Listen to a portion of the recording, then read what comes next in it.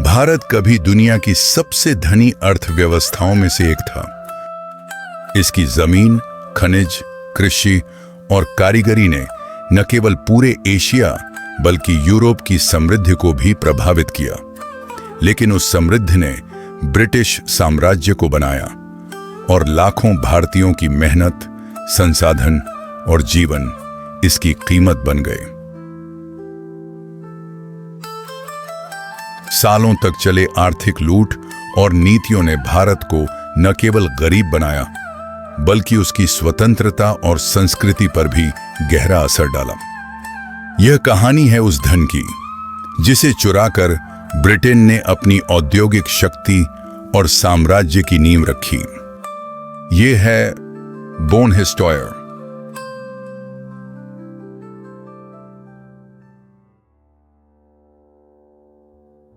सत्रहवीं शताब्दी में भारत दुनिया की सबसे समृद्ध अर्थव्यवस्थाओं में से एक था। मुगल साम्राज्य के शासनकाल में कृषि, हस्तशिल्प, खनिज और व्यापार ने पूरे उपमहाद्वीप को समृद्धि से भर दिया था। फारसी और अरबी व्यापारियों से लेकर यूरोप के व्यापारी तक सभी भारत के बाजारों और कारीगरी की प्रशंसा करते थे।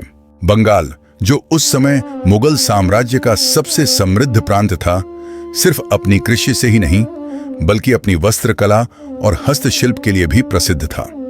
भारत की कपड़े की बुनाई, जरी कढ़ाई और रेशमी कपड़े यूरोप में उच्चतम मूल्य पर बेचे जाते थे। यूरोपियों ने भारत के कारीगरों और उनके कौशल को देखा और उसे अपने उद्योगों के लिए लाभ के रूप में इस्तेमाल किया। उस समय भारत का हिस्सा विश्व के कुल आर्थिक उत्पादन में लगभग 25 से 30% था। नदियों, बंदरगाहों और शहरों की व्यवस्था इतनी उन्नत थी कि वे बड़े पैमाने पर व्यापार को संभाल सकते थे। भारतीय शहरों में बाजार, घाट, गोदाम और वित्तीय प्रणाली इतनी विकसित थी कि यूरोप के कई शहर उनसे सीखने आते थे। लेकिन इस समृद्धि के पीछे भारतीयों का कठिन परिश्रम, उनकी कृषि प्रणाली, कारीगरी और सामाजिक संगठन था।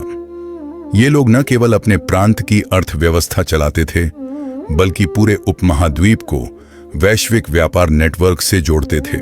यही वह भारत था जिसे ब्रिटिश आने के बाद अपनी आर्थिक मशीन और साम्राज्य का केंद्र बना देंगे।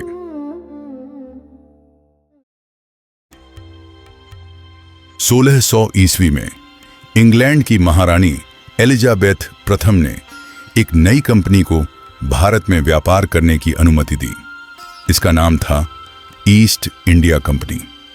शुरुआत में यह सिर्फ एक व्यापारी संस्था थी जिसका उद्देश्य भारत से मसाले, कपड़े और कीमती धातुएं खरीदकर इंग्लैंड ले जाना था। लेकिन भारत की समृद्धि देखकर ब्रिटिश व्यापारी केवल व्यापार से संतुष्ट नहीं रहे। उन्हें महसूस हुआ कि अगर भारत पर सीधा नियंत्रण पा लिया जाए तो यहाँ की अपार संपत्ति का उपयोग पूरे ब्रिटिश साम्राज्य को खड़ा करने में किया जा सकता है। सबसे पहले उन्होंने सूरत में 1612 में व्यापारिक फैक्ट्री स्थापित की।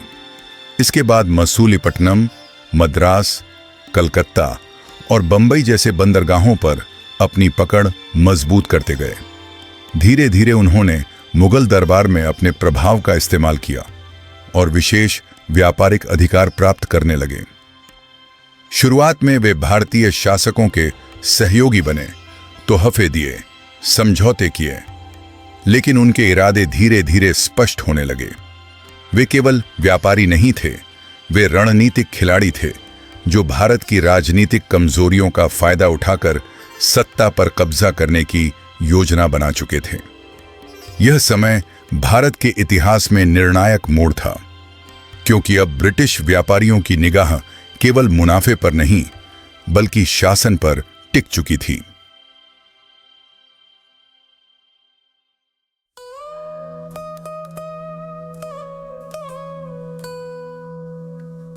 एक 1757 भारतीय इतिहास की वह तारीख जिसने आने वाली 2 सदियों की तस्वीर बदल दी। प्लासी की लड़ाई। मंच था बंगाल। उस समय बंगाल भारत का सबसे समृद्ध प्रदेश था, दुनिया की बेहतरीन रेशमी साड़ियां, महीन मलमल, कीमती मसाले और अनाज, सब कुछ बंगाल से निकलता था। यहाँ की जमीन सोना उगलती थी और यहीं से ब्रिटिश साम्राज्य के सपने की बुनियाद रखी गई। ईस्ट इंडिया कंपनी के सामने खड़ा था नवाब सिराजुद्दौला, एक युवा, जज्बाती और गर्वीला शासक। उसने ब्रिटिशों की बढ़ती ताकत पर रोक लगाने की कोशिश की, लेकिन ब्रिटिश व्यापारी, जो अब तक सिर्फ सौदागर दिखते थे, पर्दे के पीछे एक खतरनाक खेल खेल रहे थे। कंपनी के नेता रॉबर्ट क्लाइव ने बंगाल की राजनीति को तोड़ने का फैसला किया। नवाब के दरबार में षड्यंत्र के बीज बोए गए। विश्वासपात्र सेनापति मीर जाफर को लालच दिया गया सत्ता का, और इसी लालच ने भारत की किस्मत बदल दी। 23 जून को प्लासी के मैदान में नवाब की विशाल सेना ब्रिटिशों के सामने खड़ी थी। संख्या में कंपनी की सेना बहुत छोटी थी, लेकिन योजना, राजनीति और विश्वासघात ने पलड़ा ब्रिटिशों के पक्ष में कर दिया। युद्ध के बीच मीर जाफर की सेनाएं खामोश खड़ी रहीं। नवाब को धोखा मिला और परिणाम, बंगाल की सत्ता ईस्ट इंडिया कंपनी के हाथों में चली गई। इस जीत के बाद जो हुआ वह सिर्फ एक प्रदेश पर नियंत्रण नहीं था, यह भारत की आर्थिक रीढ़ पर पहला वार था। कंपनी को बंगाल के राजस्व पर अधिकार मिला। लाखों की दौलत, सोना चांदी, अनाज, कपड़ा सब ब्रिटेन जाने लगा। इतिहासकार लिखते हैं, प्लासी की लड़ाई ने ब्रिटिश साम्राज्य की नींव भारत की संपत्ति पर रख दी। यही वह क्षण था जब भारत के धन का प्रवाह पश्चिम की ओर मुड़ गया, और यह शुरुआत थी उस आर्थिक लूट की जो आने वाले 100 सालों में लगभग 45 ट्रिलियन डॉलर तक पहुंची। 1765 भारत के इतिहास में वह साल जब अंग्रेजी सत्ता पहली बार औपचारिक रूप से हमारी अर्थव्यवस्था की धड़कनों पर काबिज हो गई। प्लासी की लड़ाई के 8 साल बाद ईस्ट इंडिया कंपनी ने सिर्फ बंगाल नहीं, बल्कि पूरे हिंदुस्तान की दौलत पर अपनी पकड़ मजबूत कर ली। 12 अगस्त 1765, स्थान इलाहाबाद। ब्रिटिशों और मुगल बादशाह शाह आलम द्वितीय के बीच एक संधि हुई। इस संधि के तहत ईस्ट इंडिया कंपनी को बंगाल, बिहार और उड़ीसा के दीवानी अधिकार मिले।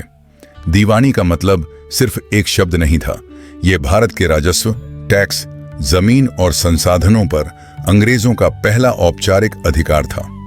उस दिन से भारत की नदियां, खेत, बाजार, सब कुछ कंपनी की जेबों में बहने लगा। 65 से 70 के बीच बंगाल की जमीन से निकली हर बूंद दौलत ब्रिटेन की नसों में दौड़ने लगी।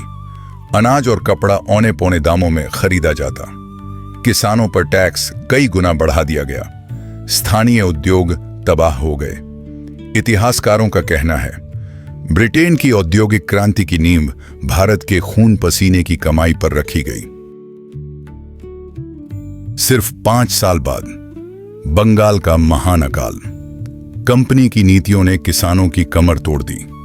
अनाज के भंडार कंपनी के लिए यूरोप भेजे जा रहे थे, जबकि बंगाल की धरती पर लाखों लोग भूख से तड़पकर मर रहे थे। इतिहास गवाह है, कंपनी की लालच ने उस साल 10 मिलियन से अधिक भारतीयों की जान ली। लेकिन यह तो सिर्फ शुरुआत थी। अब बारी थी अगले कदम की।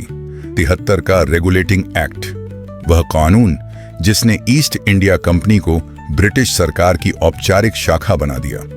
यहीं से तय हुआ, भारत की संपत्ति अब सिर्फ व्यापार के लिए नहीं, बल्कि साम्राज्य के विस्तार के लिए लूटी जाएगी।